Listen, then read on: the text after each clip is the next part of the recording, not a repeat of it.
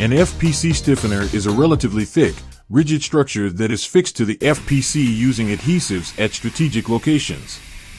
It helps prevent excessive flexing, twisting, or bending of the FPC in those areas during manufacturing, assembly, and usage.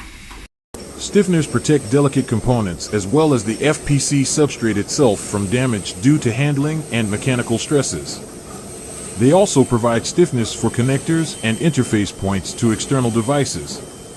FPC stiffeners are commonly made using materials like stainless steel, FR4, polyimide, and acrylics. Adhesives such as epoxies and acrylics are used to bond the stiffener securely to the FPC. The stiffener often includes holes and cutouts to allow mounting of ICs, connectors, buttons, and other components.